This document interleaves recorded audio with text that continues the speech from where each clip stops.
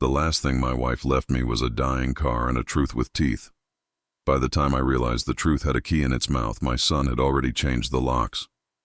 I'm 58, and for most of my life I believed hard work and a steady hand could hold a family together.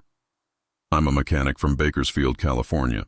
Wrenches, busted knuckles, and the smell of oil have been my constant since the late 80s. My wife Ruth was the glue that made all that feel like a life instead of just a grind. Our boy, Andrew, everyone calls him Drew, was the reason I learned to show up on time and to straighten my collar in the mirror. We didn't have much, but we had enough. A little house on a tired street in East Bakersfield, a 1995 Ford Taurus I babied like it was a '67 Mustang, a coffee pot that wheezed to life every morning. Ruth's laugh running warm through the kitchen like steam. Cancer is an efficient thief. It took Ruth slow, and then all at once, as if it wanted me to get used to the sound of goodbyes before it turned off the lights. The day she passed, I thought I'd reached the bottom. I had no idea how far there was to fall. 1 week later, I sat in a brittle office chair under fluorescent lights at a law office on Truxton Avenue, the kind of place that smells like toner and stale carpet.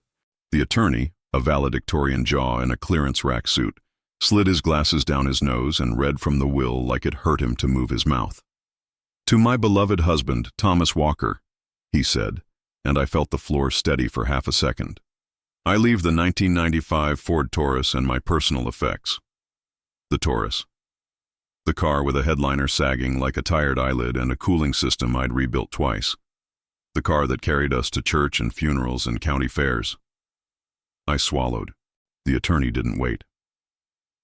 "To my son, Andrew Walker, I leave the house on Delamo Street, all savings accounts, and the entirety of my investments." The words hit like a torque wrench to the ribs. I looked at Drew, brown hair shellacked into place, a navy suit I'd never seen him own, eyes flat like painted marbles. I wanted to see shock in there, maybe disappointment for my sake. Something. I got a thin smile that tasted like victory. "Any questions?" the attorney asked, halfway to stacking papers again. "This must be a mistake," I managed. "Ruth, she wouldn't." "She was very clear," he said gently, like a nurse telling a child a shot won't hurt. We walked to the parking lot without speaking. Drew's shoes clicked across concrete with a rhythm I used to know, now just noise. He pulled out his key fob and a new crossover chirped. I started the Taurus. The engine coughed smoke and memory. That night, in the kitchen that suddenly belonged to someone else, I stirred a pot of canned chili and stared at the magnets on the fridge. Ruth always kept one from every place we'd never afford to vacation. Drew cleared his throat from the doorway. "Dad, we need to talk housing arrangements," he said, voice even. "What arrangements?" I asked, still stirring nothing. "This is our house. It's my house now. I think it's time you found a place. I'll cover a hotel for a week if you need." He said it like he was offering me an Uber code. The spoon clacked against the empty pot. Every prayer I'd ever whispered with Ruth in the pews evaporated into quiet.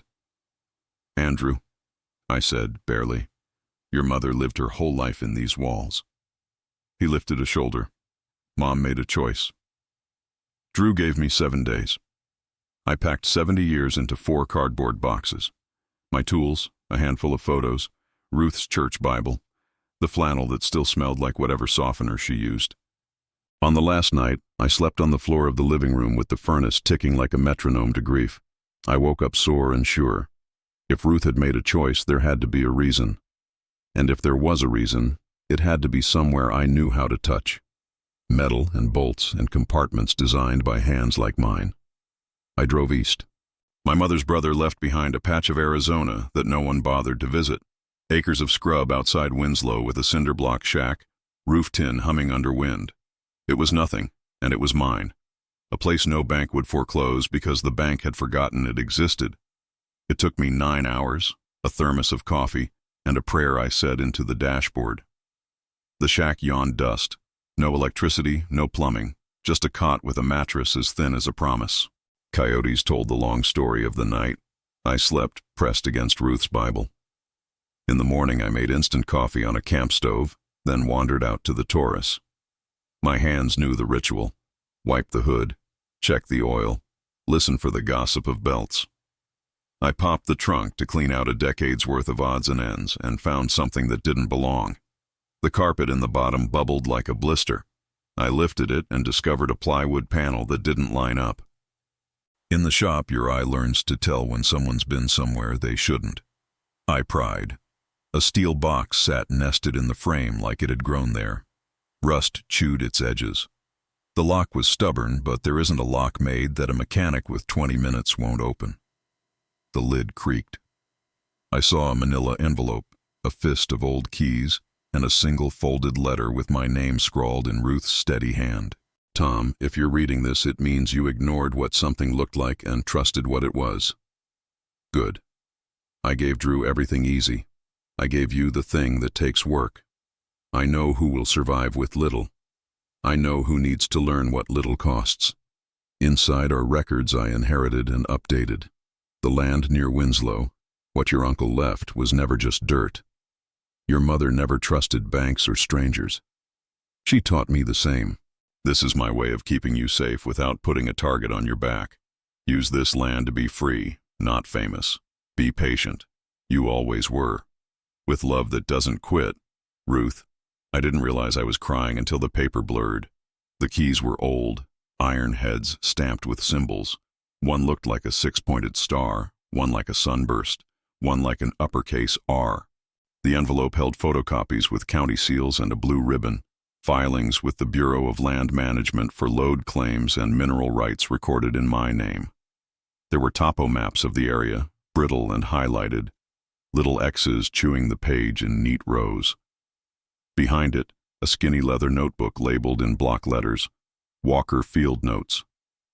I sat on the bumper, the desert throwing heat up at my boots, and listened to the wind sound like Ruth humming over a sink.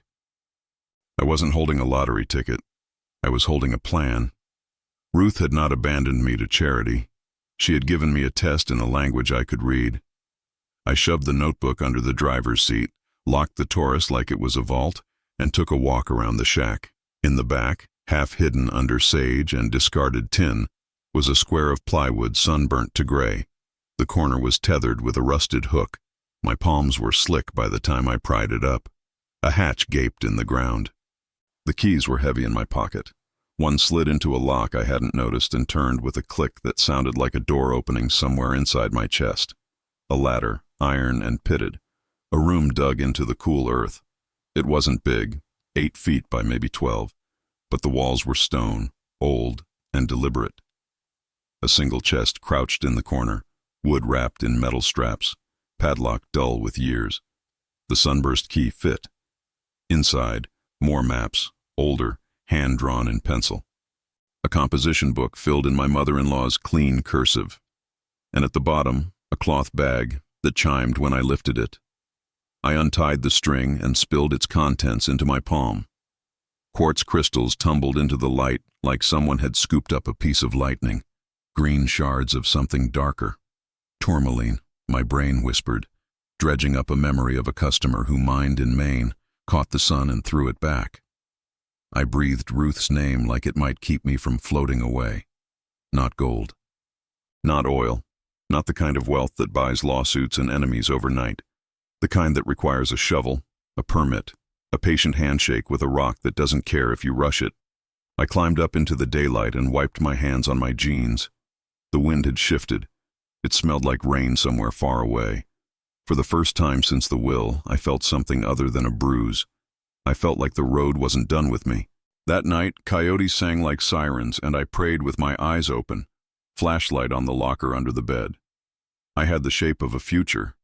I had my wife's handwriting telling me that not all losses are final. The only thing I didn't have was the luxury of underestimating my son. Because if Drew ever figured out what that Taurus actually held, he would come for it. He had already proven he knew how to strip a house down to its studs and wear the deed like a crown. I poured coffee and watched the desert turn pink. Ruth had left me a key ring. Now I had to decide which doors to open first. If you're hearing this and it hits you somewhere, you keep quiet. Drop a comment with your city or where you're listening from. If it feels right, like the video and subscribe for more stories like this. I'll keep telling them as true as I can. I didn't leave the Taurus for long that next day. Every time the wind rattled the tin, I glanced toward the trunk like a dog hearing a doorbell. The leather notebook, Walker Field Notes, didn't read like a diary. It read like a map to a map. Ruth had block-printed coordinates, sketched out ridgelines like knuckles taped in photocopies of BLM forms, with sticky notes that said things like, renewal due in October, file affidavit of annual labor. I touched each line and imagined her sitting at our dining room table with the good lamp on, pretending to balance a checkbook while she quietly balanced our future. Ruth had been the one who liked rocks, not me. She'd drag me through exhibits at the Buena Vista Museum and tilt her head at ammonites like she was listening to old songs. I loved engines because they told the truth. If you could hear something, something was wrong. Rocks felt like secrets pretending to be furniture. I wondered how long she'd carried this secret, and how many nights she'd watched me cuss over a rusted bolt and thought, Tom, you're going to be okay. In the afternoon, I drove into Winslow, the Taurus rolling over Route 66 like it had been waiting all its life to do that. I bought a composition notebook, a six-pack of water, a burner phone, and a lockbox that fit under the driver's seat. A kid at the hardware store tried to sell me a gun. I bought a padlock. Motel coffee later, I started to make calls. If Ruth wanted me to move like someone with a quiet plan, I had to begin with somebody whose handshake could read rock like I read carburetors. I remembered a customer from years back, Harold McCrae, who drove into my shop with a beat-up Tacoma full of dust and boots in the back. He'd taught mining geology at Northern Arizona University and retired to Flagstaff to teach fly fishing to rich men. I found his number in my old invoice book, buried under a stapled list of brake jobs. Tom Walker, he said when he answered, voice like gravel sifted through molasses. You still making transmissions sing? Something like that, I said. I need eyes on a claim. Silence stretched a beat too long. People think mineral claims grow money trees. They don't. I know, I said. This isn't a lottery ticket. It's a map my wife left. That bought me 15 minutes on a Tuesday and a request. Bring whatever paper you've got. Don't bring the rock candy unless you want a crowd. The next day, Flagstaff smelled like pine and rain, which felt like a joke the sky was telling on my grief. McCrae waited at a coffee shop that made pour-overs in beakers. He wore a wool cap in August and had a beard that didn't quite hide his smile. I slid the BLM filings across the table with hands I made stop shaking by force. He read like an old dog sniffing a stranger. Pegmatites, he said finally, tapping a section of topo. Northeast of Joseph City. Yeah, I've kicked dirt there. You can get quartz, tourmaline, maybe lepidolite if the gods are bored, not oil money. But if the veins are continuous and you've got rights recorded clean, you could do something. Hear me when I say this. Do something can mean 100 different traps. What's the first trap? Talking too loud. Second is selling too fast.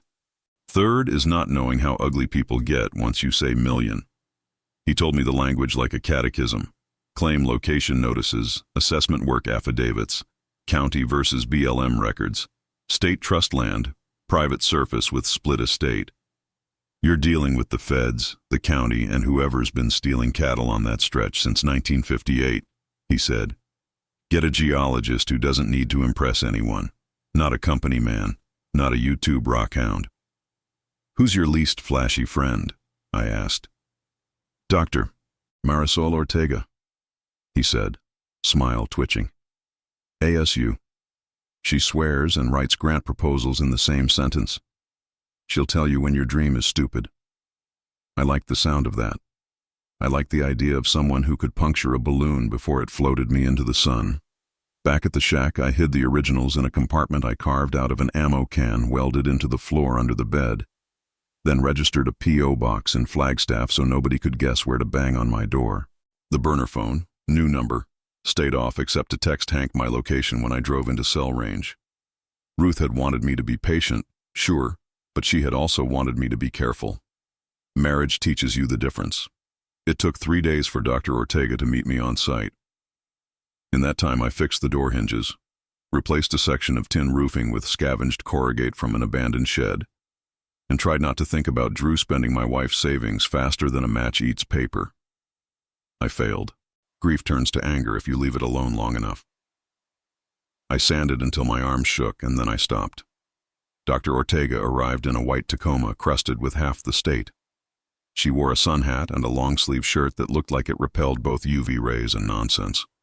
"Tom," she called, climbing out. "Show me your rocks." If any stranger had said that to me a year ago, I would have laughed. I led her down the hatch. She put on headlamps and handled the crystals like a surgeon handles bone. Respectful, curious, without romance. "Tool marks," she murmured, pointing to the walls. "Somebody worked here a long time ago, careful enough not to collapse their own ceiling. Smart." We walked the land. She swung a hammer, hit outcrops, filled paper bags with shards and dust. She scribbled notes, took GPS pins, and muttered to herself about feldspar and mica assemblies like they owed her money. We ate bologna sandwiches sitting on the tailgate, and she told me how a pegmatite forms when a magma body cools slow and lets big crystals invite themselves to stay. "Think of it like a diner hash," she said, smiling for the first time. "If you fry it slow, you get big pieces. If you rush it, it's mush." At the end of day 2, she poured out samples on the hood of the Taurus. "It's real," she said, "not a fever dream. You've got quartz with tourmaline habit in several orientations. If continuity holds, and that's a big if, you could quarry decorative stone, sell rough to lapidary markets, maybe contract to a boutique outfit for jewelry-grade pieces. That's not counting what might be deeper." "How much?" I asked, sounding more like a man at a pawn shop than I liked. "Are we talking?" She didn't flinch. "I can't give you a number today, but if you heard me say potentially millions over time if handled right, you wouldn't be wrong. People ruin themselves on potentially. Let me do this right. I'll write you a preliminary report, then a real one. Costs not cheap, but cheap is how divorce court gets involved." I shook her hand. "I want right, not fast."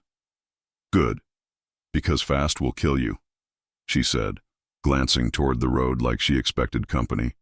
"Also, don't tell anybody yet, especially not family. If somebody says the word mine within 100 miles, men with trucks and opinions show up."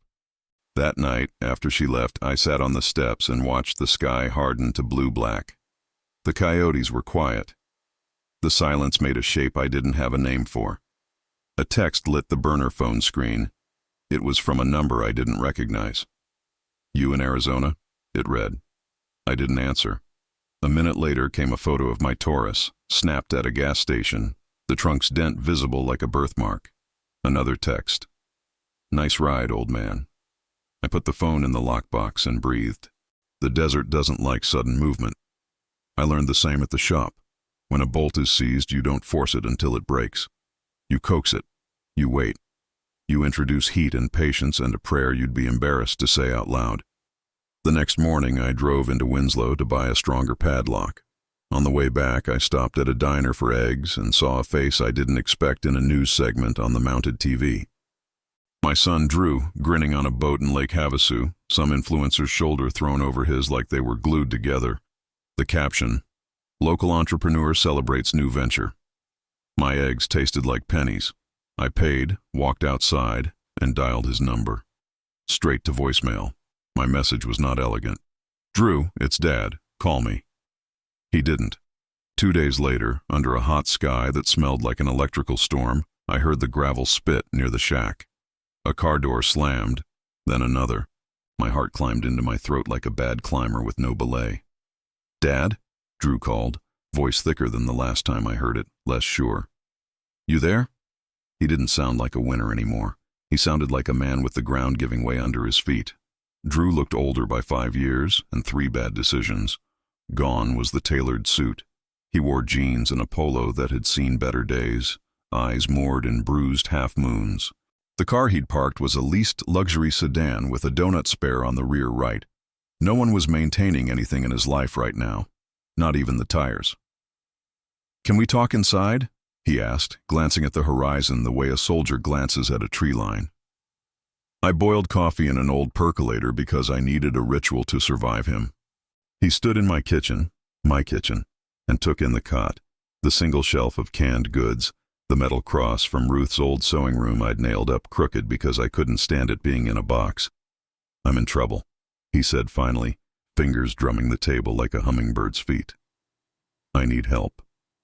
"How much?" I asked. There's no point with a man like the old Drew in asking what, or who, or why, before you get to the number. Numbers tell you what kind of devil you're dealing with. He swallowed. 2.3. 2.3 what? Million, he whispered. Dollars. Something in my chest made a sound. It wasn't a crack, it was a bend. "How do you even—" "A startup," he said, too fast. "Crypto, real estate tokens. You wouldn't—" I signed personal guarantees. Then I tried to win it back. "There's a guy in Havasu." "How old are you?" I asked. "You know I'm—" "How old?" 28, he said. "When I was 28, I could barely afford tires," I said. 2.3. "You have friends, Drew?" He started, then deflated mid-sentence. "No." He was right to look at the door. Men who loan sums like that don't hire process servers. They hire men who don't knock. He had come to me because he knew where the word "no" turned into steel. If Ruth had left him the house and the accounts because she loved him, she had left me the keys because she knew I would love him even when he made it impossible. "You're not getting a gift," I said, voice level. "If I help you, you'll repay it, with interest. You'll sign a promissory note. You'll show up here every Saturday and work. You'll go to Gamblers Anonymous and bring proof. You'll serve twice a month at a soup kitchen and not for an Instagram story. And you'll apologize to our family, in person, without a single but." He flinched like the words had weight.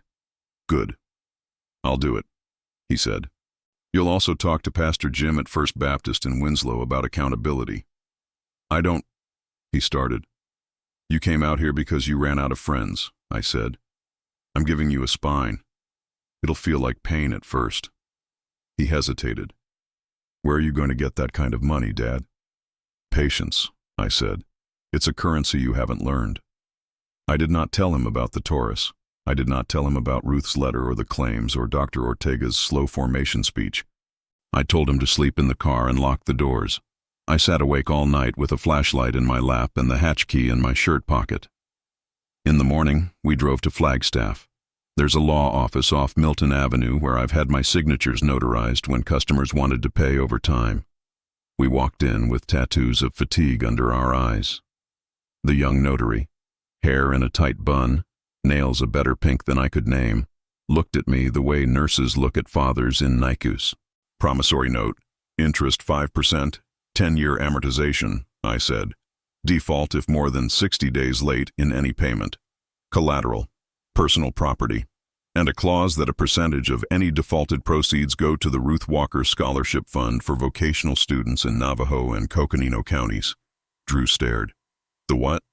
"The thing your mother would have done," I said. The notary's face softened in a way that made me want to cry and drive off a cliff simultaneously. We signed. Drew's hands shook. Mine didn't. The next stop was a bank. Not for a loan, for a trust, an irrevocable one in Ruth's name, with Pastor Jim and my sister, Elaine, as co-trustees. If something happened to me, the claims and any proceeds would skip Drew and land where they could do good, not damage.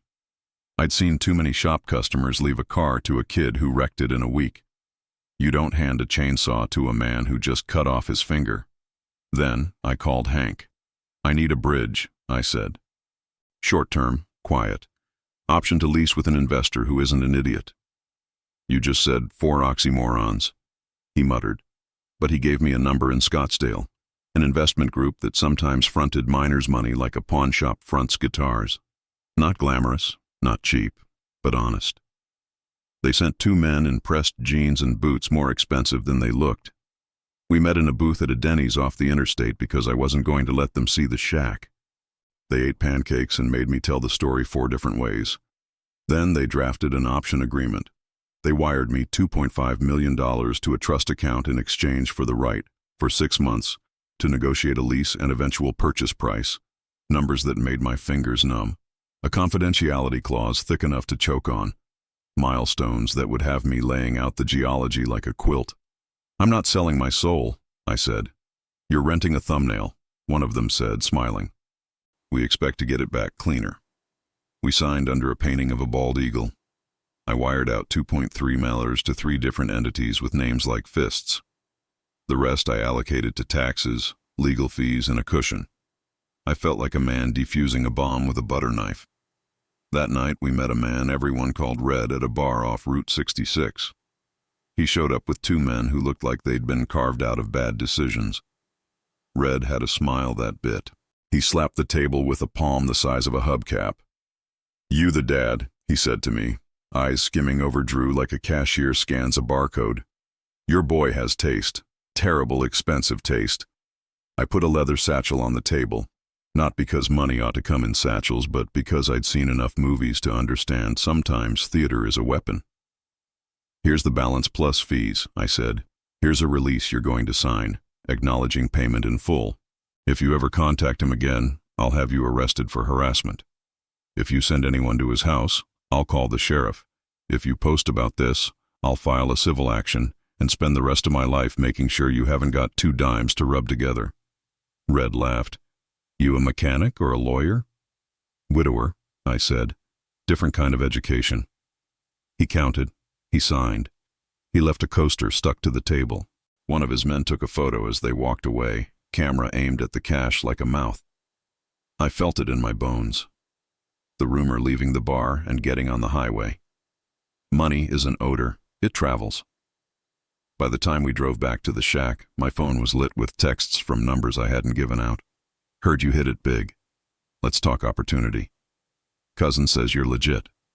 Broker in Phoenix. Call me." I didn't respond. I forwarded everything to the trash, locked the door, and told Drew to lie down on the cot and sleep if he could. He surprised me.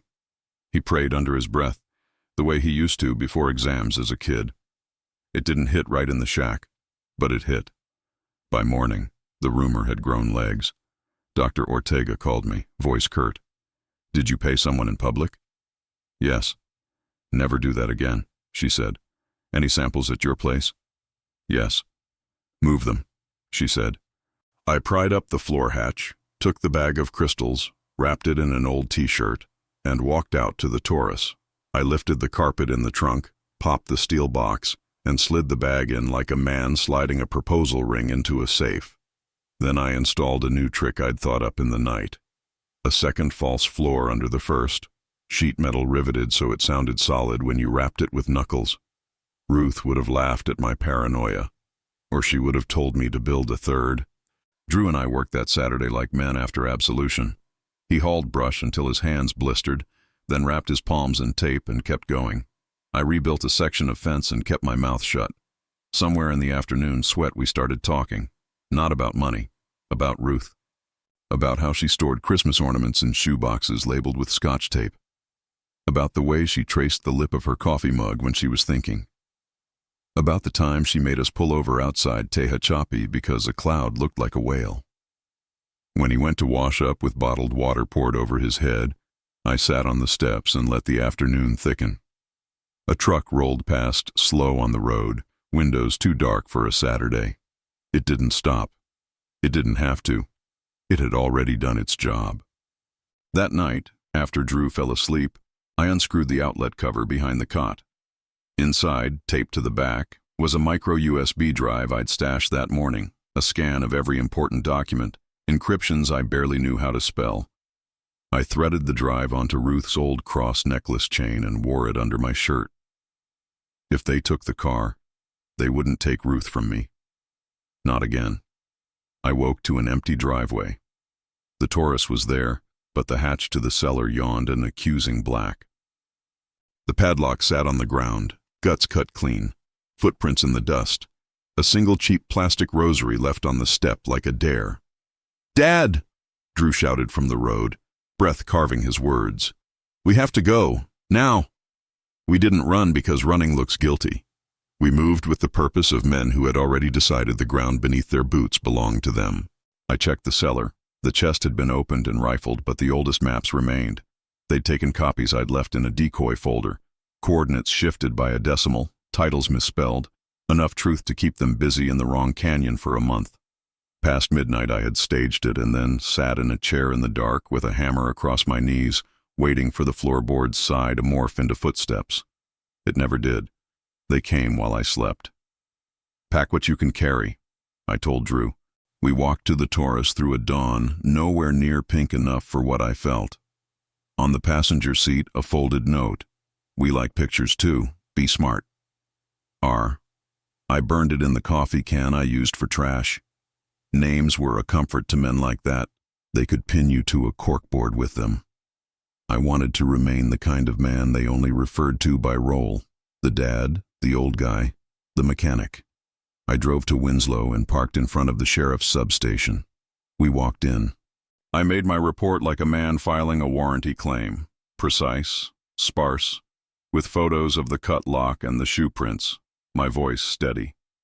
The deputy took it all down, his pen slowing at the part where I said the word claims. "You got any trouble we can help with beyond this?" he asked, eyes narrowing just enough to count. "If you had a patrol swing by the property twice a night for a week, I'd sleep more," I said. "We can put you on a watch list," he said. "Better get a dog. They hear what we don't." We left and headed straight to Pastor Jim's office. The church was simple, white clapboard, bell that rang on Sunday. He had baptized Drew. He had buried Ruth. He had earned the right to be the person who saw the inside of my hands. I gave him the originals in a manila envelope, sealed with a strip of red tape. He put them in the safe behind a picture of a field that might as well have been Kansas. "If I don't pick these up in person, don't hand them over to anyone with my face," I said. He nodded. "You're not the first man to find out the word inheritance has teeth," he said softly. On the way out, he stopped me. "Tom," he said, "your son, is he ready to be told the truth?" "No," I said, "but he's ready to become the kind of man who can be." We drove back to the shack. Drew quiet, hands clasped like a boy being driven to a first day of school he hadn't earned. Once there, I handed him a shovel. "You're putting fence posts in up to the post hole digger's line," I said. "There's a rhythm to it. Find it." He dug. Sweat drew maps on his shirt. Blisters opened and he taped them. He didn't quit. Sometime in the afternoon, he started talking. "I said terrible things," he said, "the day after the will. I wanted you to hurt like I did. It made me feel like I had power. That's not who I want to be." I set a post and tamped dirt. "Want is a soft word, Drew. Be is a hard one." He nodded. "I'll be it," he said. Later in town, we bought a dog. Max was an aging mutt with some shepherd and a lot of road under his pads. He took one look at me and wagged like he'd been waiting. At night, he lay across the threshold like a living sandbag. The next morning, my phone rang from a blocked number. "Mr. Walker," a woman said, voice smooth as a new countertop. "Sabrina Cole, attorney. I represent a client with an interest in certain mineral claims you've recorded." "No," I said. "I haven't told you my client's name," she said, still silky. "You don't need to." "The answer's still no," I said. "Mr. Walker, are you comfortable with your son's signature on a transfer of heirship? Because a judge might be." My mouth went dry. "You have a piece of paper Drew signed drunk," I said. "It's not worth the napkin it was drafted on." "See you in court," she said cheerfully. I texted Hank and Dr. Ortega, lawyer inbound. "Bring real paper."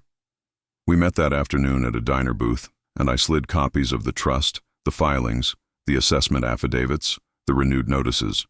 Dr. Ortega had finished her preliminary report, stamped by her lab with enough footnotes to make a judge sit up. We made a stack that looked like a fortress. "Don't go it alone in a courtroom," Hank said. "Hire Boring. Boring wins." We did. Elaine had a friend in Flagstaff who knew a man in Prescott, who sent us to a woman in Holbrook, Lydia Nunez, contracts attorney with a wedding ring the color of work and a haircut that said she liked no surprises. She took one look at Sabrina's emailed complaint and smirked. "They're hoping to scare you," she said. "They have a drunk signature, no notary, no consideration, and a son who can't transfer something he never owned. We'll file a motion to dismiss with prejudice and a request for fees. If the judge has eyes, it's done in a week." I should have felt calm. I didn't. I felt like a man wading into a lake he couldn't see the bottom of. I told Drew to be at the courthouse in Holbrook at 9. He showed up in a clean shirt and an honest face, and for once, that felt like enough. Judge Lawson had the heavy patience of a man who has heard it all twice. He listened to Sabrina spin a story where Drew had been left intangible family interests and had assigned them for consideration. He read the will. He looked at our trust. He held the BLM filings up to the light like he was an old banker, and these were greenbacks in the 1800s. "Counsel," he said to Sabrina, "if you file another piece of paper this flimsy in my court, I will sanction you personally."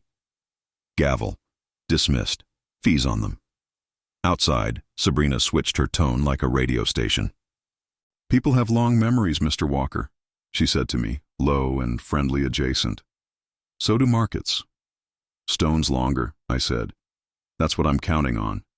She walked away with a posture that said she liked to finish fights she didn't start. We drove back to the shack. Half a mile from the driveway, a black pickup pulled in behind us. No plates on the front. Too close. I told Drew not to look in the rear view. He looked anyway. Men can't help themselves when fear puts a hand on their neck. We didn't turn into the shack. We kept driving, took a left, then another, then a sudden right onto a dirt road that paralleled the fence line to an old ranch where a retired sheriff named Bishop ran cattle. I'd worked on his F-250 for the price of a brisket last month. His gate swung open before we hit the cattle guard. Bishop stood there, thumb hooked in his belt. "You got friends," he said flatly. "Came to admire the sunset," I said, smiling with none of my face. Bishop stepped toward the road, hand raised like a man stopping a toddler from touching a stove. The black pickup paused, thought about it, then backed up like a creature that had suddenly remembered it had elsewhere to be. "You want a radio?" Bishop asked. "We got a little watch program with the ranchers. Cheaper than cameras." I took the radio. That night, men I didn't know by face said my name out of static like it was a password. It made me want to weep, or it made me want to become the kind of man who deserved that sound. Drew slept with Max at his feet. I sat with the radio and Ruth's cross in my palm, the USB humming against my chest like a moth's heartbeat. The desert outside was black as a closed eye. Somewhere out there, men were deciding whether we were worth the drive. In the morning, I loaded the Taurus with the decoy folder and drove to a place I knew would be haunted by what passed for police, the Walmart parking lot. I walked inside, bought a hot dog from a stand, and walked back out under cameras. I left the decoy folder on the passenger seat in plain view and went back in for coffee. When I came out, the window was pried, glass and glitter. The folder was gone. 100 yards away, a man climbed into a black pickup and drove off without hurry. I waved with the hand that didn't shake. Let them spend a month digging in the wrong canyon. Let them stay out there while we built fences and trust and a stack of documents not even a bored judge would ignore. In the afternoon, I found a note under a rock by the mailbox. It was a printout of a Google Street View of my sister Elaine's house in Bakersfield. Someone had drawn a circle around her front window and written, "Nice curtains." I felt old and very young. I called Elaine and told her to stay with a friend for a week, to let the neighbor's truck accidentally block her driveway, to take in the mail irregularly and mess with the dog's water bowls. I called Bishop. He called a cousin of a cousin. Within 2 hours, a couple of pickups drifted past the shack, men tipping their hats at me like this was a parade and I'd won a ribbon. Drew watched all of it and didn't say a word until sunset. Then he said, "Dad, why didn't Mom tell me any of this?" "Because you weren't a man yet," I said. "You're getting there. Men don't have to be told everything. They have to be trusted with what hurts." He nodded. We stood there until the desert cooled like a stove turned off. The week after, the courthouse felt like living in a pocket of waiting. Men in trucks became part of the landscape, like yucca or rusted posts. Max adjusted his nap rotation to include the threshold, the foot of the cot, and the exact patch of dirt that gave him a vantage on the road. Dr. Ortega conducted another round of sampling, this time with 2 grad students who wore sun-proof gloves and giddy looks.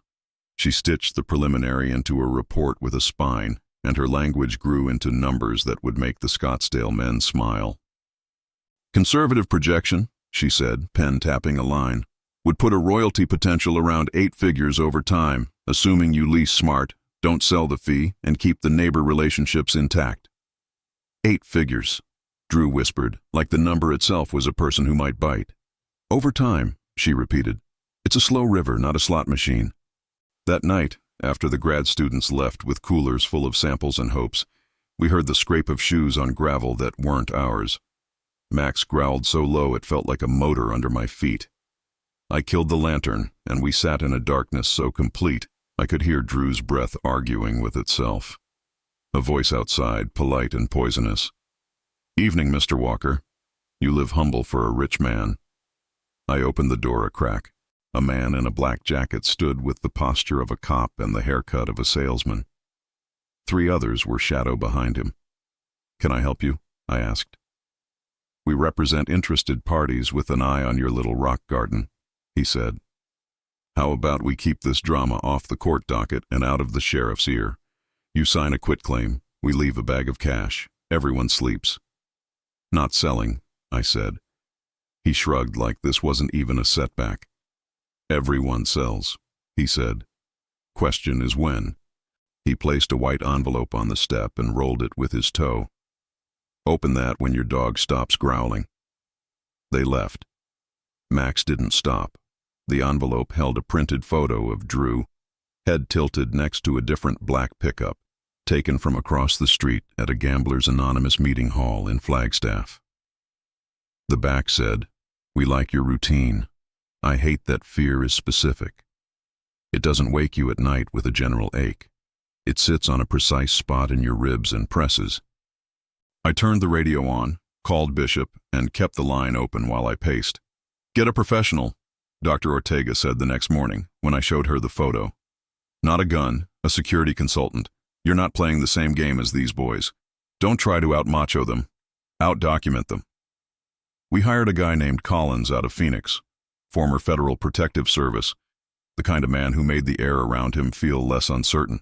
For 2 days he walked the perimeter, pointed at vulnerabilities, and replaced my sense of improvisation with a plan so boring it was beautiful. Trail cameras, motion lights, steel posts sunk in places I wouldn't have thought to protect. A safe I had to learn to love, a checklist that made me feel like I was prepping a plane for takeoff. "You're not going to stop them with drama," he said. "You're going to bore them, and where boredom fails, you're going to make the county clerk your best friend." Which is how I ended up at the Navajo County Recorder's office with a stack of documents and a pen running out of ink. We recorded everything: memorandum of option, notices of interest, the trust. We indexed names, parcel numbers, and created a paper trail so thick it could only be ignored by someone who enjoyed losing in court. "If anyone calls asking for copies, we'll let you know," the clerk said, sliding my receipts back. She had the saintly gaze of someone who has outlasted 3 county supervisors and knows all the dirt the desert will take. Drew kept showing up. On Saturdays, he built a tool rack with his own hands and looked at it like he had built a lighthouse. He sat with Pastor Jim twice a week, answered questions like he was in a job interview for his own life, and allowed himself to be told no by a room full of men who had all wanted to be told yes. Once I watched him carry a mop bucket out of the church kitchen, water sloshing, a look on his face I didn't recognize. "What?" he said when he saw me. "Nothing," I said. "It's just, you look like your mother when she'd finish a room. Like the world got to breathe and so did you." He blinked too hard. "Don't," he said, voice tight. I didn't. A week later, Litras, 2 brothers with a crew and a gravel business, dropped off a pallet of fencing and refused to let me pay full price. "You helped Bishop with his truck," the older one said, shrugging. "That brisket was on us too, by the way. Worst trade deal I ever made." It's stunning how fast a town will adopt you if you let it. It's also stunning how fast a rumor turns into a myth. By the end of the month, I heard a woman in the post office tell another woman that I had found diamonds. I smiled and pretended my mouth was a lockbox. One evening, I took the Taurus into town for oil and filters. When I came out, a note sat under the wiper. "Let your son drive alone again. See what happens." I looked up and saw no one. That night I handed Drew the keys anyway and made him drive a loop with Bishop tailing him and a third truck tailing Bishop. If fear is specific, so is courage. It looks like doing the thing anyway with your teeth clenched. 2 days later, Sabrina filed something new. This time, a motion to compel disclosure of financial arrangements, a fishing expedition disguised as justice. Lydia laughed and filed a motion to quash that red like a polite uppercut. The judge granted it and added a footnote that made dry lawyers in dry suits chuckle in their offices. Sabrina called me afterward. "You're making this expensive," she said. "Good," I said. "Maybe you'll run out of clients." She paused. "Heard you recorded a memorandum of option," she said. "Smart." "Boring," I said. "Smart is probably your word. I like boring." She sighed and hung up, sounding tired for the first time. That Saturday we set fence posts in a grid and it felt like graph paper made of cedar. Drew's hands had healed into something like a mechanic's hands, a webbing of callus and cut. He caught me looking and grinned like a boy who had landed a fish longer than his arm.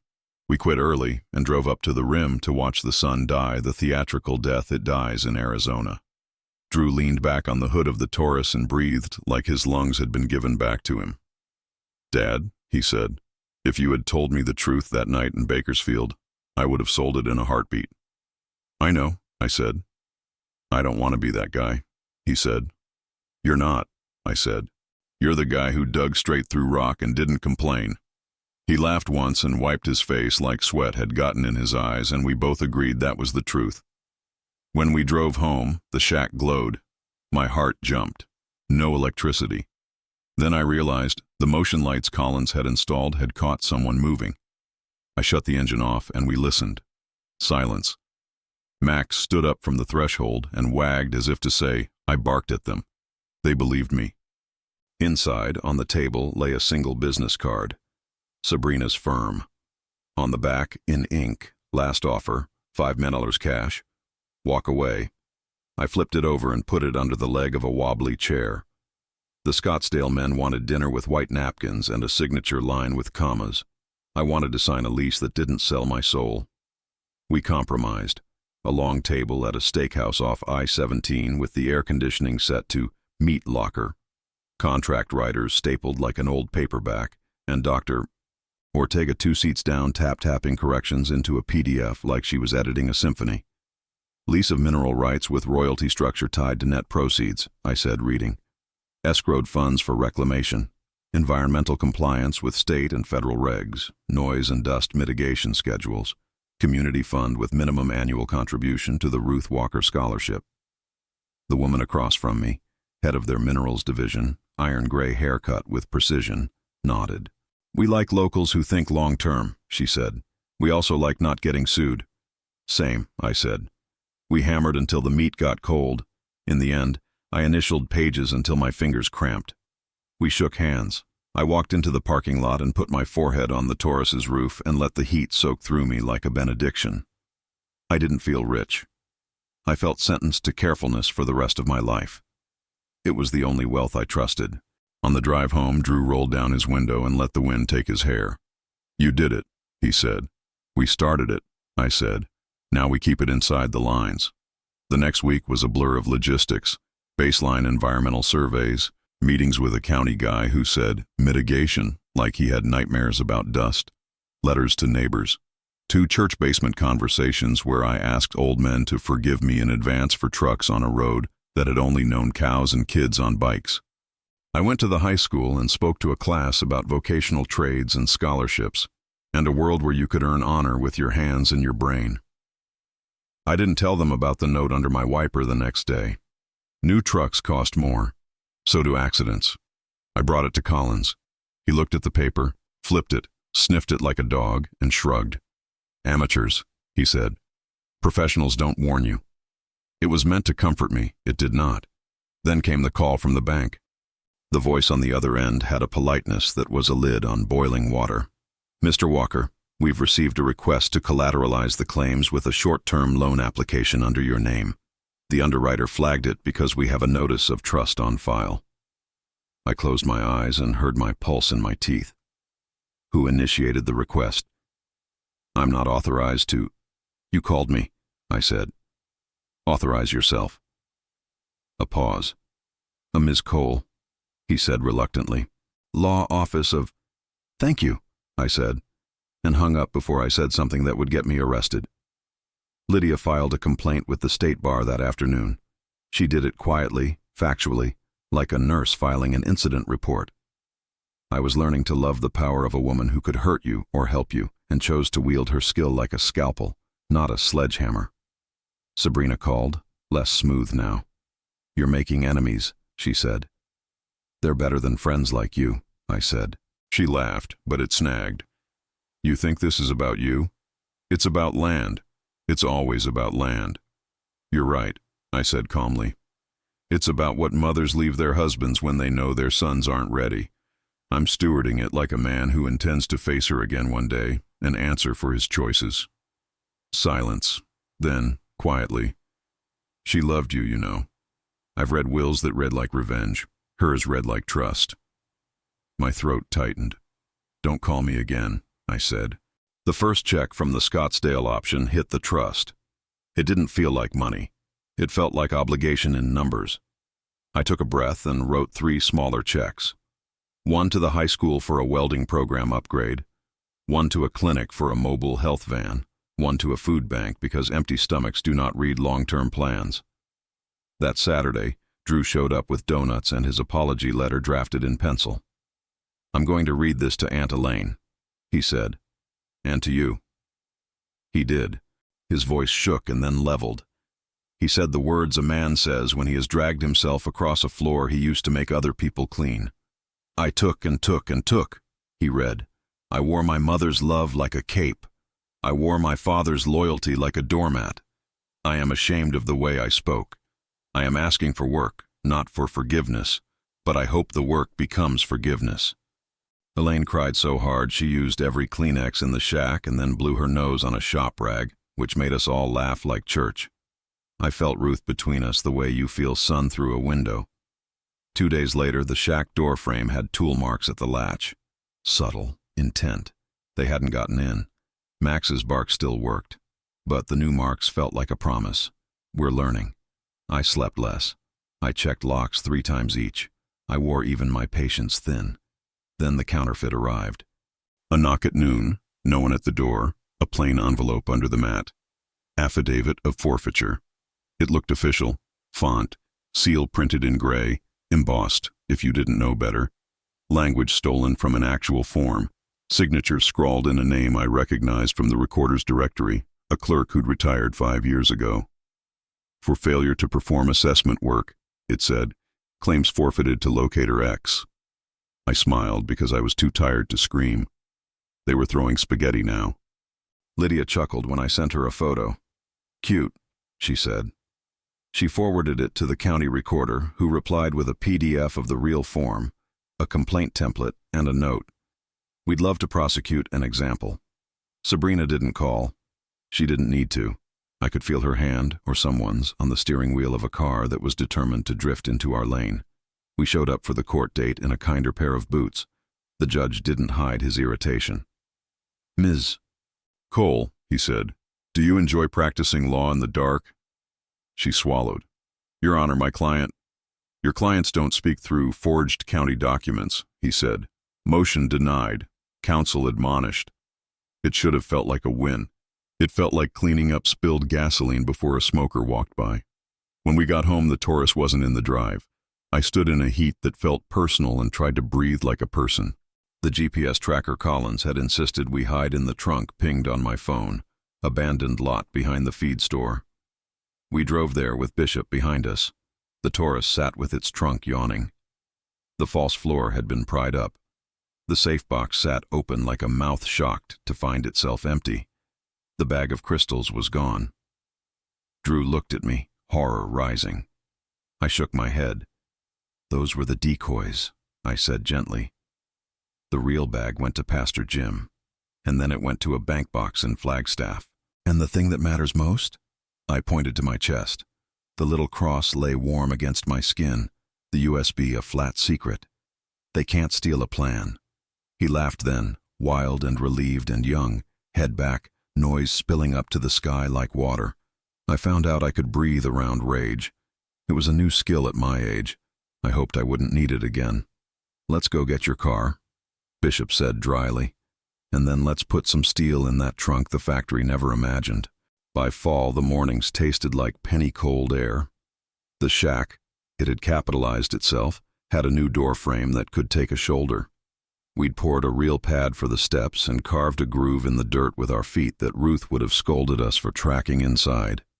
Dr. Ortega's full report landed with the sound of a book that would change a family. The Scottsdale team scheduled a small crew to start test trenching. Equipment arrived on a lowboy like a dinosaur being introduced to a new swamp. Bishop came over with coffee in a thermos and the kind of stare that uses fewer words the more it means. "We're with you," he said. "Not forever, if you turn into a fool. But for as long as you act like this is ours, you'll have 10 trucks before you have 2 enemies." I shook his hand. We stood in that almost warmth that men do when they mean "I love you" and would rather be shot than say it. On a Tuesday, the phone rang with a number that looked like a robocall. I answered. "Mr. Walker?" a voice said, clipped, official. "This is Agent Rowe with the U.S. Forest Service, law enforcement. We've received a tip that you're conducting illegal excavation on federal land." "Come look," I said, already printing in my head the parcel maps.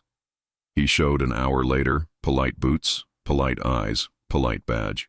We walked boundaries with a tape measure and a sheaf of deeds, and I pointed out every post, every bearing, every idiot neighbor who thought their fence line was where God had placed it. He left 30 minutes later with a handshake and a remark. "You'd be shocked how many people don't know where their land is." "I used to be one," I said. That night, a message slid under the door like a snake, a time and a place. The old warehouse district behind the feed store. Midnight. Bring originals. Come alone. I laughed out loud and then hated that I did. "They want you to get caught being dramatic," Colin said when I called him. "So don't be, but do go." So we staged our own midnight. Not bravado, a demonstration. The warehouse sat like a jaw with teeth missing. The moon painted everything with a cheap sheen. I parked the Taurus where cameras watched, and then I walked into the open with a manila envelope full of grocery flyers and photocopies of photocopies. I put it on a crate and stepped back. They came out of shadows like they were being born wrong. 3 men, then a 4th. The lead one was the man with the salesman haircut and the cop posture. He smiled without his eyes. "Mr. Walker," he said. "On time. I like discipline." "Don't talk to me like we're on a team," I said. He opened the envelope and frowned. "Coupons," he said. "You think you're funny?" I shook my head. "No. Cheap," I said. Then the lights came on, real lights, halogen, on tripods. Cameras clicked on like insects. Bishop's voice came through a bullhorn from somewhere that felt safe and good. "Evening, gentlemen. We're all on camera, and Sheriff Miller's cruiser is a quarter-mile away. He'll be here in 60 seconds. He's slow on foot." The men froze the way prey does when it remembers it's not in charge of electricity. Someone cussed. The leader smiled again, wider, buying time for his brain. "We were just out for a stroll," he said, holding up his hands. "Midnight coupons," I said. "My favorite." They melted, but not fast enough. Sheriff Miller rolled up with 2 deputies in the weariness of a man who has told his kids too many times to pick up their shoes. He took down names, wrote down license plates, handed out a warning that sounded like a bedtime story with a bad ending. "Next time it's trespass, and if I can make the case, conspiracy," he said. "My paperwork is meaner than it looks." When it was over, Drew grabbed my shoulders and shook me. "You keep doing this thing where you don't die," he said, breathless, his voice too loud and too bright. "I like it. Keep doing that." I laughed and hugged him hard enough to count his ribs. We drove home in a little parade. Bishop, me, Drew, 2 neighbors with dogs in the beds. Max barked once when he heard us, the kind of bark a dog gives his men when they come home and the same number of boots return as left. 2 days later, the mine crew turned up with neon vests and bad coffee. The first test pit revealed what Dr. Ortega had promised: a vein fat enough to make a hobbyist salivate and a company start calling lawyers. I signed more papers than I thought possible, while men in hard hats made the air smell like rock dust and diesel exhaust. That night, I took the cross off and placed the USB in the safe behind the photo at the church. I walked home without it, neck naked, feeling like a man who'd left his wedding ring on the sink while he washed his face. I had to learn to trust that the plan lived now in more than one place, that stewardship includes letting other people carry the weight. Weeks turned into a rhythm. Test trench, report, meeting, fence, prayer, radio watch. Drew didn't miss a Saturday. He also didn't miss a GA meeting. He started chairing, which shocked me, but then again it didn't. He had always had the voice of a man who could talk other men into believing their own words. We scheduled the family meeting for Thanksgiving at Elaine's, because if you're going to try and repair something you broke in front of people, it might as well be over turkey and the sound of football your uncle insists on turning up too loud. Drew rehearsed his apology in the passenger seat all the way there, voice showing where the words snagged. He kept the part where he said, "I was cruel to my father," short. It wasn't because he didn't feel it. It was because he did. He read. The room went quiet like the moment before a storm breaks or it doesn't. Then Elaine stood and took Drew into her arms and told him he was still hers, still ours, still a man whose spine could be trusted when it was tested. Other people cried and then pretended they hadn't.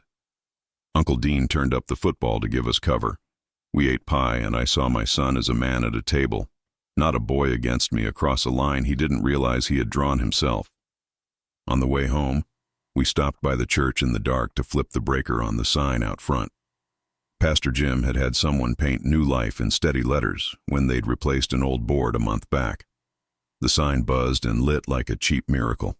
We stood under it and said nothing. Then, because no story is polite enough to leave peace alone, Elaine called the next day, shaking. "Bank emailed me," she said. "Someone tried to open a line of credit in my name with your address." I closed my eyes and reached for the radio. Bishop answered on the second chirp. "Got you," he said. "We'll start the loop. We'll keep it Thanksgiving, not open season." The lease signing took place in a conference room with a view of a parking garage and a potted plant determined to outlive its owner. Lydia sat at my left, Dr. Ortega at my right. The Scottsdale woman across from me wore the same iron gray hair and the same expression that said she had twice the patience I did and 3 times the education, and she still considered me the equal partner. I liked her for that. We signed the mineral lease with a royalty schedule, milestones that would make us both cuss, and an addendum I insisted on. A community fund that would pay into scholarships, road maintenance, and a library expansion whether the mine produced or not. "You're building goodwill," she said, "and you're making my job easier." We shook hands until it felt like we were telling the truth. First royalty check, $1.2 million to the trust. It wasn't cash in my pocket. It was an arrow pointing at the kind of man I had decided to be. We cut the first scholarship check, $50,000 to seed the Ruth Walker Vocational Scholarship. I cried signing that one, because crying over checks is allowed when you've never written one like that, and the name on it belonged to a woman who learned to balance a checkbook when she was 18 and never missed a payment. We bought equipment for the high school shop that made the kids gasp like they had just unwrapped a video game.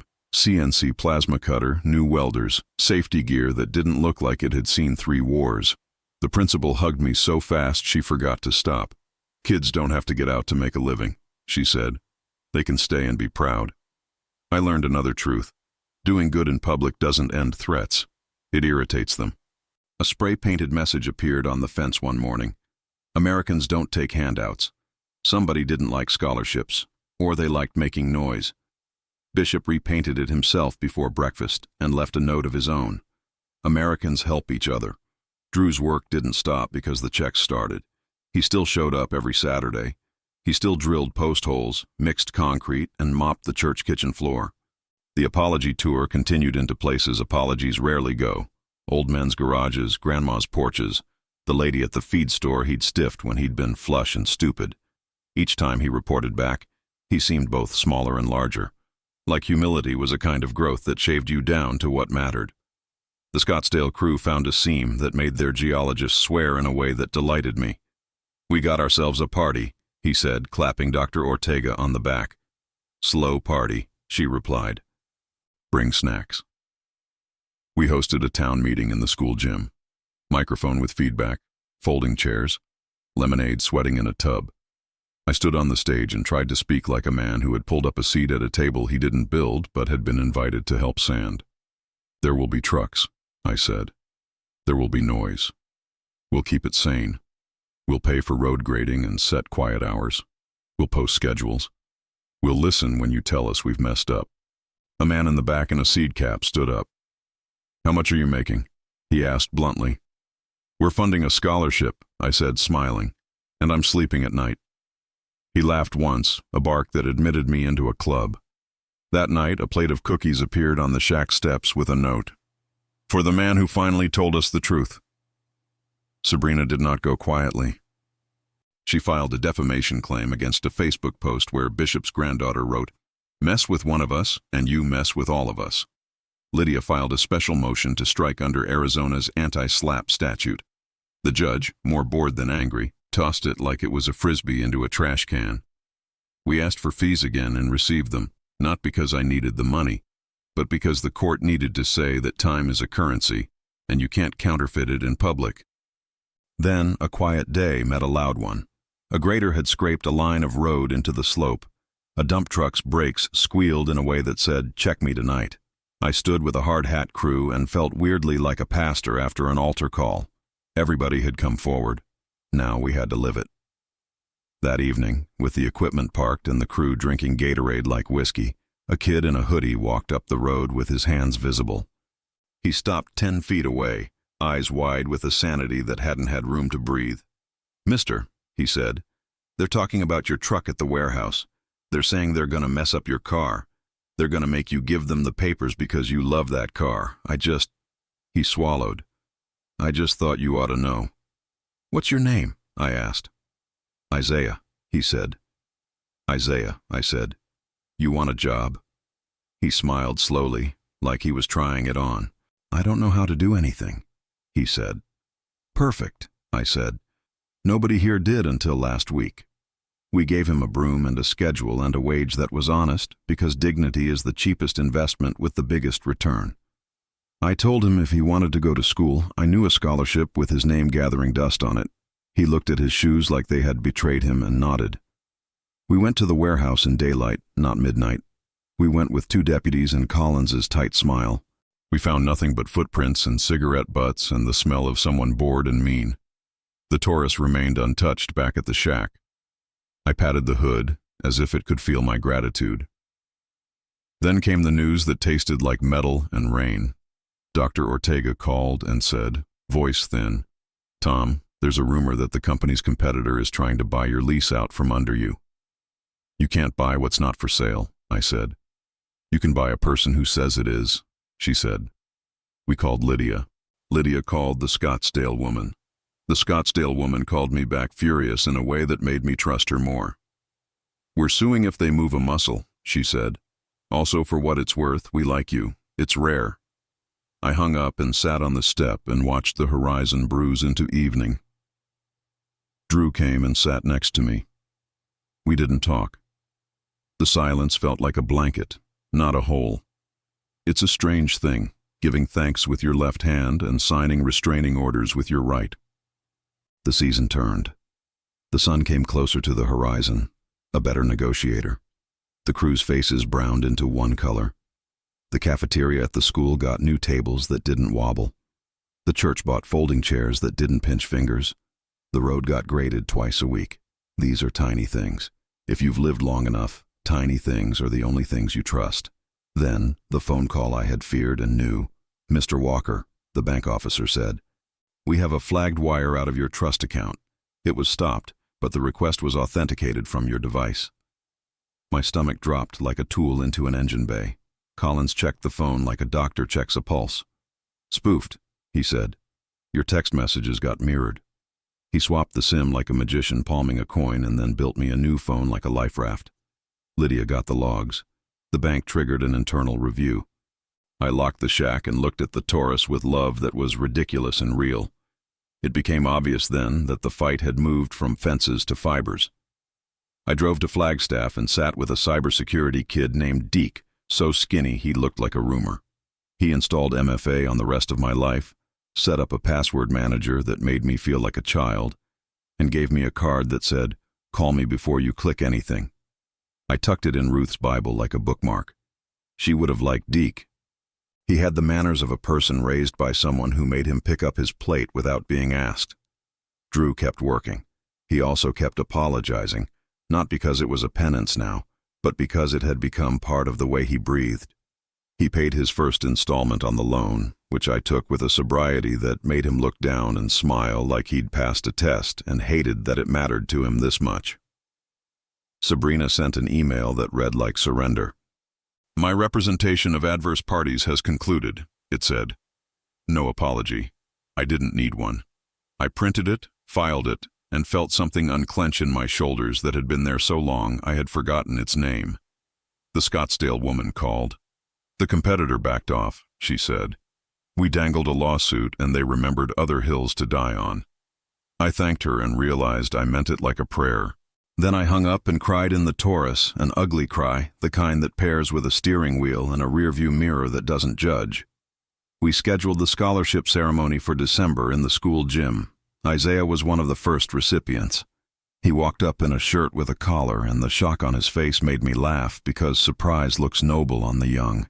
He shook my hand with both of his and whispered, "I'm not going to waste it." I believed him. Maybe that was the point, making other people feel believed. It's not the same as making them good. It's the only thing that gives them a map. That week, the neighbor to the south, a widow named Marlene with eyes like a hawk's and a voice set to don't, complained about dust. We changed the route. She brought me a pie that tasted like apology and lard. We stood at her fence and shouted about something stupid because shouting together is a kind of intimacy. When she left, she patted my forearm. "Your wife would be proud," she said, and I had to sit on the step with my head between my knees for 5 minutes to get back into my body. Then, because the script demanded one more turn, a letter arrived certified from the Department of the Interior. I opened it with hands that wouldn't trust paper again. It was official and boring and perfect. Acknowledgement of claims in good standing. Assessment work filed. Notices recorded. No outstanding issues. It might as well have been Ruth's handwriting on bureaucracy's letterhead. I pinned it to the shack wall like a saint's card. News came later. Sabrina had been reprimanded by the bar. Not disbarred, not ruined. That wasn't my place.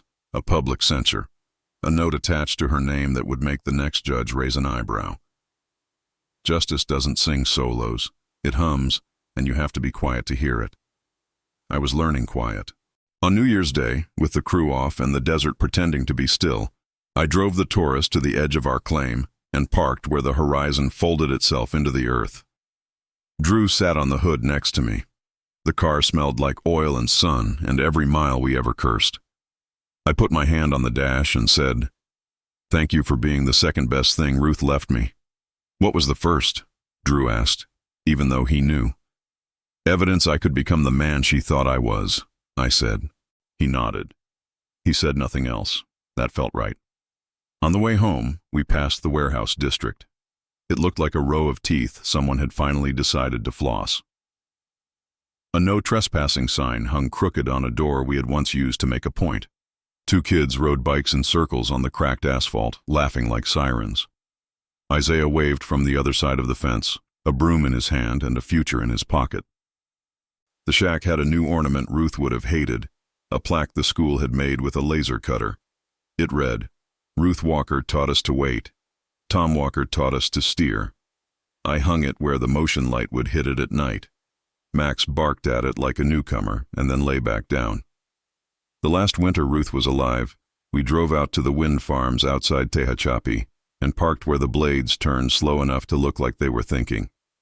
"Everything that matters takes wind and patience," she said, a sentence that felt like a joke until it turned in my pocket for years and came out shaped like a key. Spring in the desert is a rumor that sometimes arrives. When it does, even the meanest plants act like they've been forgiven. The lease rolled into its first real quarter. Trucks ran according to schedules taped to doors and texted to neighbors and posted at the church. The paths we walked, whether we were sad or not, started to polish. I found that grace lives in repetition. Drew made his fourth loan payment and didn't mention it. He stopped measuring his worth by my forehead's wrinkles. He caught me cussing at a bolt that sheared off and laughed in the old way, and then handed me a left-handed drill bit, like a man who had learned to anticipate rather than explain. He read his apology at a family reunion and then sat on a lawn chair and let people decide whether to forgive him without fidgeting. He still went to GA on Tuesdays. Sometimes he drove 3 counties over to lead a meeting in a basement that smelled like old coffee and despair. That smell is where hope starts. Isaiah bought his first set of tools with his scholarship stipend and let me show him how to stencil his name on the box, letter by letter. He stood taller with a wrench in his hand. Tools will do that to a young man. So will people telling him, "We're counting on you," and meaning it. I took Ruth's Bible down from the shelf one night and opened it to where the card from Deke lived. A pressed flower fell out, brittle and stubborn. It wasn't from a bouquet. It was from a weed she'd crushed between pages because she liked the stain it would leave. Grief did that to memory. It stained it into permanency. I was grateful. On a Sunday, Pastor Jim called me up to the front without warning and made me stand in the light. I hate the light. It makes me want to crawl into the car and hide under the dash. He put a hand on my shoulder and said, "This man was given little and turned it into enough for a town. That is a miracle of habit, not chance." I went home and fixed a leak in the shack's roof and thought about how miracles are just good choices repeated until they look like inevitabilities. Sometimes I drive to the county line and sit where the road gets bored and goes straight forever.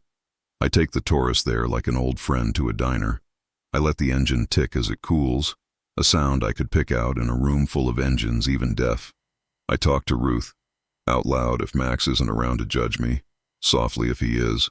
I tell her about the kids with welding helmets too big for their heads, the old men who've started bringing lawn chairs to watch the trucks turn around at the end of the road, about Marlene's pie, about Bishop's granddaughter, who frankly might be sheriff by 30, and about the way the wind sounds when you've earned it. I never tell her about Sabrina or the men with trucks like wolves. She knows. And if she didn't, I'm not giving them that space in our conversations. The day the company cut the ribbon on a sign that said Walker Ridge, something I would have vetoed if they'd asked, but I was too slow. I made sure the choir was the shop class kids banging on sheet metal with sticks and smiling like they had invented noise. "Say something," the Scottsdale woman urged into the mic. I looked at my hands. They were not pretty, but they were mine. "My wife left me a choice," I said. "I thought it was a car. It was a way to drive. We're going to keep this slow and honest. If we don't, stop us. If you need help, ask us. If you know a kid who wants to be needed, send them. If you think we're loud, tell us. If you see a bolt backing out, tighten it." Someone hooted. Someone else cried. The wind did its thing. It always does. We brought Ruth's photo that day, the one where she's looking to the side like Joy had just said something rude. We hung it in the office trailer where workers lined up to sign in. Every man and woman who clocked in looked at her and then looked at me and then looked back at her, and like a joke we were all telling together, tried to stand straighter. At night sometimes, I still wake at 2 with fear shaped like a note under a wiper. I drink water and walk the fence and listen to Max grumble. The stars are ridiculous in their insistence on staying. I think about being 58 and starting over. Now I'm 59, and every morning I start over again. Work is repentance when you do it right. The Taurus still runs. I could afford a dozen cars that don't cough when it's cold. I keep the Taurus because it taught me more than comfort has ever taught me. It has a dent in the trunk we never fixed on purpose. It's a monument to the idea that a thing can be ugly and useful and the most beautiful thing in a man's life. One more truth. Forgiveness isn't a gate you walk through once. It's a driveway you keep sweeping. Drew still has days where his jaw sets in the old way, where he wants to say something that will buy him a minute and cost him a month. He swallows it. That's progress. He'll pay me back in full, with interest. He already has, when he shows up and digs and pays attention. Money is decent. Showing up is sacred. On the first anniversary of Ruth's death, we didn't do a ceremony. We did what she loved. We made coffee for too many people. We opened the shop at the high school and let kids teach kids. We fixed a widow's fence. We replaced a stop sign someone had shot, and then posed for a photo where no one smiled right and every eye was damp. The plaque at the shack caught the motion light and glowed. Ruth Walker taught us to wait. Tom Walker taught us to steer. I put my hand on the car and said, "You and me, girl," even though the Taurus isn't a girl and I am not a man who names vehicles. Grief makes fools out of us exactly as gentle as it can. On the way back from the fence, Isaiah asked me what I would have done if I had never found the box in the trunk. "Gone to work," I said. "It just would have been a different kind." We hit a bump. The trunk rattled. Max barked like the world had made a noise only he could hear. The sky acted like it had no intention of falling. It didn't. It won't. Not today.